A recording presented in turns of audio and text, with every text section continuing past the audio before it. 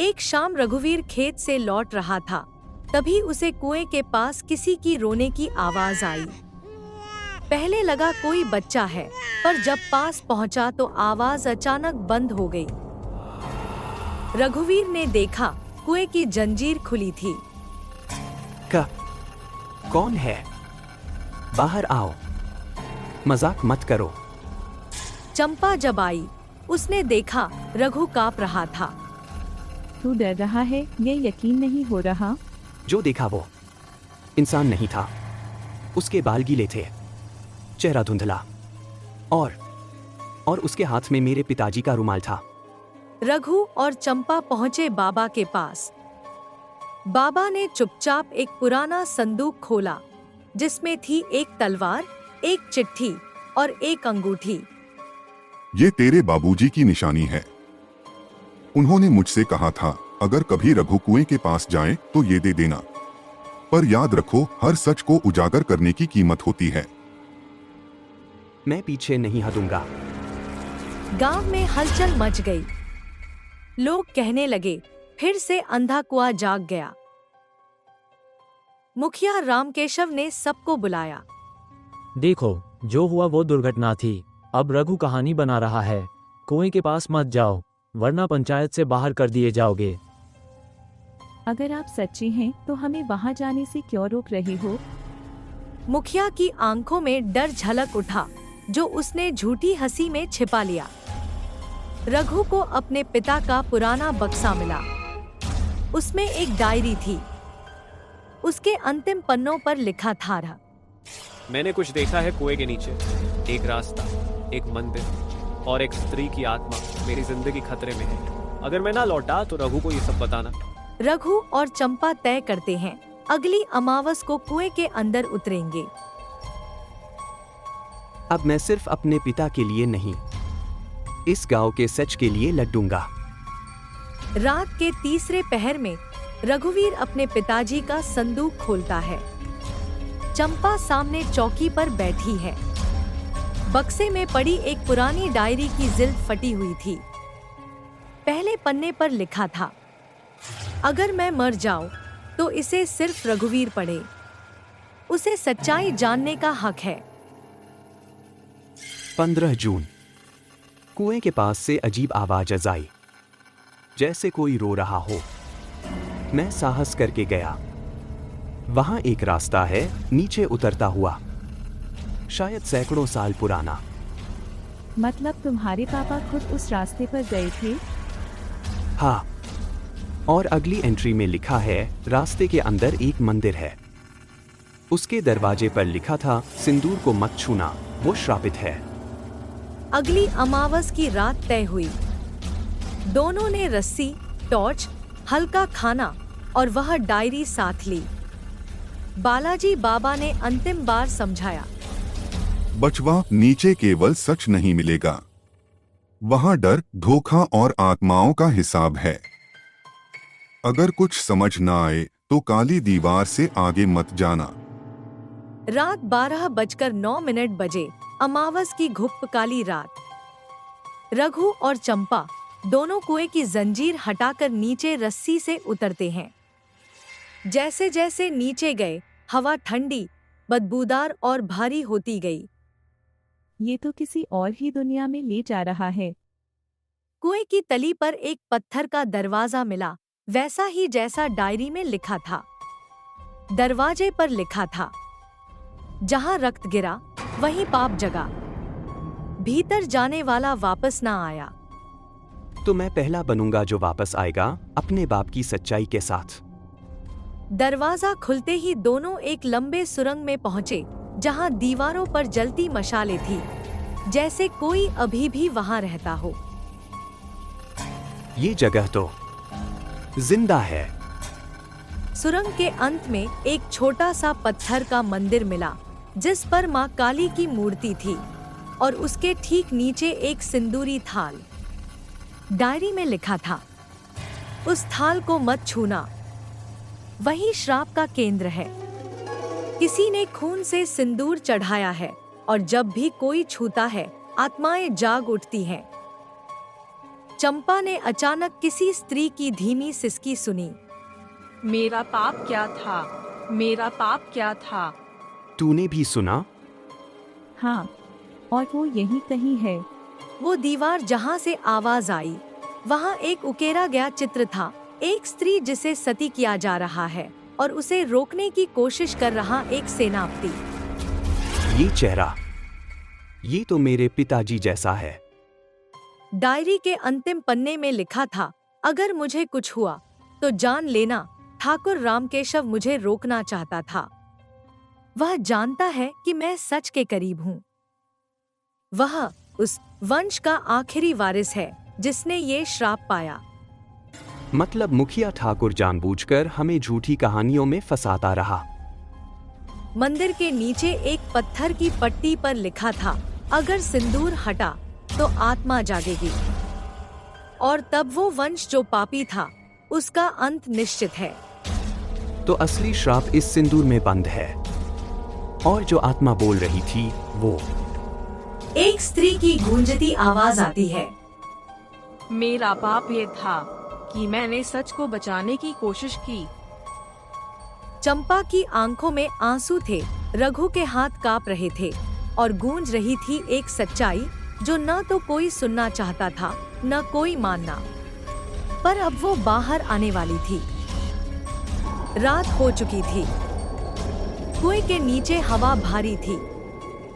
मंदिर की दीवारें सांस ले रही थी, जैसे सदियों का भार झेल रही हों। रघु, ये जगह सोने की नहीं, सच को सुनने की है। लगता है कोई कहानी हमें बताई जाएगी। मेरे पिता यहीं थे। शायद यहीं पर उन्होंने अपनी अंतिम सांस ली। दीवार पर खुदी पंक्तियां उभरने लगी, जैसे किसी ने उंगलियों से लिखा हो। मैं रानी सूर्यमाला, पापी राजा हेमकेतु की पत्नी। मेरी आत्मा इसी सिंदूर में बंद है और जब कोई सत्य खोजेगा, मैं फिर जागूंगी। धीरे धीरे मंदिर के अंदर तापमान गिरा। सिंदूर की थाल से हल्की लाल धुआं निकली और अचानक सामने उभरी एक स्त्री की आकृति छाया। लंबे गीले बाल, आंखें सुलगती हुई, पर चेहरा करुणा से भरा। तुम वो हो जो श्राप के पार जाना चाहता है। तुम कौन हो? मैं वही हूँ जिसे जिंदा जला दिया गया, सिर्फ इसलिए कि मैंने सच बोला था। दीवारें लाल होने लगी। दीवार पर आकृतियां बनने लगी, जैसे कोई चलचित्र। 400 साल पहले यहाँ एक राज्य था, धनपुर। राजा हेमकेतु अत्याचारी था।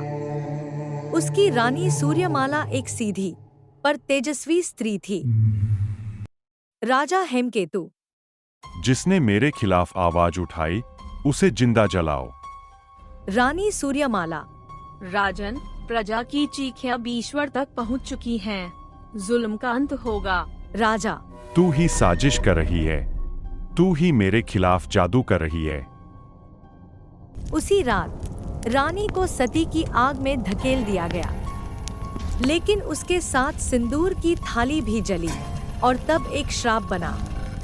जिस वंश का रक्त ये सिंदूर छुएगा, उसका विनाश होगा।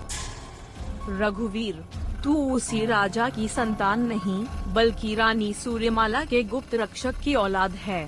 तेरे पिता वही थे जो मुझे बचाना चाहते थे। मतलब मैं उसी रक्त का हूँ जिसने उस पाप से लड़ाई की थी? हाँ, और ठाकुर रामकेशव उसी राजा का वंशज है। वही असली पापी है। मंदिर की दूसरी दीवार पर लाल रंग में कुछ उभर आया। रक्त का पहला वंश फिर उठेगा, तभी श्राप टूटेगा। तो तुझे इस श्राप को तोड़ना होगा रघु, अपने खून से नहीं, अपने कर्म से। छाया उन्हें एक गुप्त सुरंग की ओर इशारा करती है। इस सुरंग के अंत में है वह आखिरी पत्थर जो राजा हेमकेतु ने रखा था अपने पापों को छिपाने के लिए। उसे हटा देना, तब होगा श्राप का सच उजागर। मैं पीछे नहीं हटूंगा।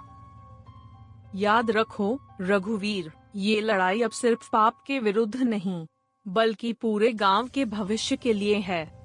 छाया आत्मा के कहने पर रघु और चंपा मंदिर के अंदर उस चट्टान को हटाते हैं। जिससे नीचे की ओर जाती है एक संकरी घुमावदार गुफा। हम किस ओर जा रहे हैं रघु? ये सुरंग तो जैसे हमें निगल जाएगी।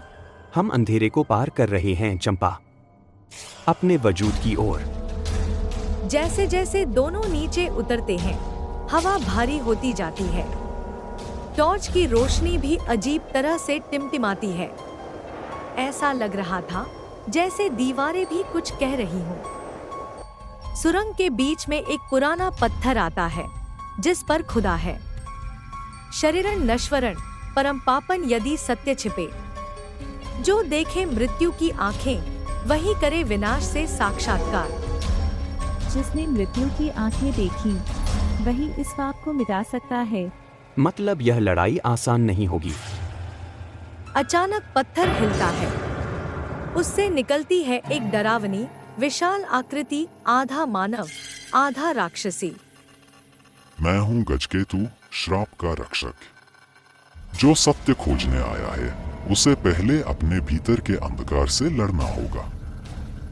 हटो हमारे रास्ते से, हम किसी खजाने के लिए नहीं आए। खजाना नहीं, आत्मा मांगता है ये द्वार, या तो बलिदान या फिर अंत। रघु और गजकेतु की टक्कर शुरू होती है, मगर तभी चंपा बीच में कूद जाती है। रघु, तू नहीं मरेगा, मेरी कसम। गजकेतु की शक्ति चंपा पर गिरती है, उसकी सांसें थमने लगती हैं। चंपा, नहीं। तुमने प्रेम में अपने प्राण देने वाली को चुना। द्वार अब खुलेगा। चंपा की बलि से गुफा का अंतिम दरवाजा खुलता है।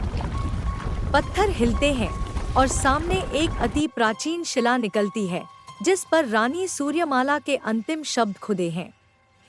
मेरे वंश का रक्षक जब अपने प्रेम को खोएगा तब श्राप टूटेगा और सच्चाई उजागर होगी। रघु घुटनों के बल गिर जाता है। चंपा की निस्पंद देह उसके सामने थी। छाया आत्मा प्रकट होती है। चंपा जीवित है, पर उसकी आत्मा अब सत्य की रक्षक बनेगी। अभी एक परीक्षा और बाकी है रघुवीर, ठाकुर राम केशव से सामना। रघुवीर धीरे धीरे कुएं से बाहर चढ़ता है, थका हुआ, खून से सना, आंखों में आंसू और दिल में आग। मैंने चंपा को खो दिया और अब गांव को नहीं खोने दूंगा। गांव की गलियां पहले जैसी नहीं थी। आकाश में अजीब सी गाढ़ी परछाइयां थी। पशु चिल्ला रहे थे। मंदिर की घंटियां बिना हवा के बज रही थी। दूसरे दिन बालाजी बाबा झोपड़ी के बाहर पहले से इंतजार कर रहे थे। बचवा, तूने द्वार खोल दिया। अब तो या तो सच्चाई बाहर आएगी या सब कुछ खत्म हो जाएगा। बाबा, चंपा, वो जो प्रेम बलिदान देता है वो मरे नहीं, अमर होता है। पर अब तेरी अगली लड़ाई ठाकुर राम केशव से है। ठाकुर की हवेली अब शांति से नहीं, डर से भरी थी। उसके चारों ओर रक्षात्मक पंडित, तांत्रिक और ढेर सारी कालिक फैली हुई थी। वो कुआं खुल गया है। नहीं, नहीं, अभी नहीं। उसने अपने कमरे की दीवार खोली जिसमें छिपा था राजा हेमकेतु का खून से लिखा अभिलेख। वंशजों, अगर श्राप जागे तो खून चढ़ाना, नहीं तो विनाश तय है। गांव के बीच में स्थित पीपल का पेड़ अचानक जलने लगता है, बिना आग के। खेतों में बीज सड़ जाते हैं, पशु मरने लगते हैं। छोटे बच्चे चिल्ला चिल्ला कर कहते हैं, हमें कोई बुला रहा है। लोग इकट्ठे होते हैं, पंचायत बुलती है। गांव वाले, ये सब उस कुएं के कारण हो रहा है। रघुवीर ने श्राप छेड़ा है। हाँ, मैंने किया, क्योंकि मैं झूठ में नहीं जी सकता और अब मैं सच्चाई लेकर आया हूँ। वह डायरी दिखाता है, रानी सूर्यमाला की कथा सुनाता है और चंपा के बलिदान की पूरी बात करता है। छाया आत्मा पूरे गांव के सामने प्रकट होती है पहली बार। हे धनौली वासियों, तुम्हारा पूर्वज राजा हेमकेतु पापी था। उसका रक्त आज भी तुम्हारे बीच है। जब तक वो अपने पाप को स्वीकार नहीं करेगा, ये गांव नष्ट हो जाएगा।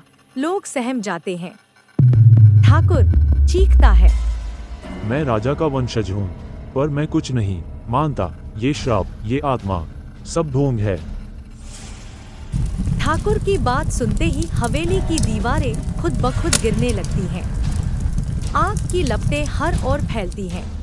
छाया आत्मा रोती है। ये वही पाप है जिसने मुझे जलाया था। ठाकुर राम केशव भागता है, पर तभी एक अदृश्य शक्ति उसे धकेलती है कुएं की ओर। वह वहीं गिरता है जहां उसका पूर्वज जलाया गया था। अब तुझे सच्चाई कबूल करनी होगी। मैंने ही रघु के पिता को मरवाया था, क्योंकि वो सच के पास जा रहा था। अब तू भी उसी आग से गुजरेगा।